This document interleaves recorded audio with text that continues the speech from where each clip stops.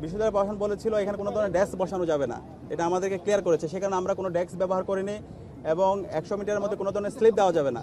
কিন্তু আমরা সকালে এসে দেখতে পেয়েছি এখানে একটা ছাত্র সংগঠন তারা ডেস্ক বসিয়েছে এবং তারা 100 মিটারের ভিতরে প্রার্থীদের কাছে গিয়ে স্লিপ দিচ্ছে। একটু নাম বলেন। আমরা দেখতে পেয়েছি ছাত্রদলের কয়েকজন প্রার্থীকে দেখতে পেয়েছি। তো আমরা অনুরোধ করব যে আচরণবিধি আছে সেই আচরণবিধি যেন মানা হয় এবং এক্ষেত্রে আমরা সবাইকে আহ্বান করব, এই নির্বাচনটা খুবই গুরুত্বপূর্ণ।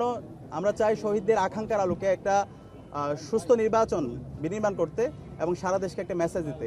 তো সেই জায়গায় আমরা অনুরোধ করব সকল প্রার্থীদেরকে আপনারা দায়িত্বশীল আচরণ করুন এবং নির্বাচন কমিশনকে অনুরোধ করব যারা আচরণবিধি ভঙ্গ করছে তাদের বিরুদ্ধে ব্যবস্থা গ্রহণ করুন। হাইকোর্ট একটা মন্তব্য করেছিল যে এই নির্বাচন জাতীয় নির্বাচনের থেকে কোনো অংশে কম না। এখন ফলাফল যা আসবে আপনার প্যানেল কি আপনারা মেনে নেবেন? আমরা পর্যবেক্ষণ করছি, আমরা আশা রাখছি এখানে আমরা যারা ছাত্র সংগঠন আছে, নির্বাচন কমিশন আছে, আমরা সবাই দায়িত্বশীল আচরণ করব। সকালে যেভাবে নির্বাচন শুরু হয়েছে আমরা আশা করব শেষ পর্যন্ত সবাই দায়িত্বশীল আচরণ করবে এবং আমরা সামগ্রিক বিষয় পর্যবেক্ষণ করছি, আমরা আশা রাখছি সবাই দায়িত্বশীল আচরণ করবে।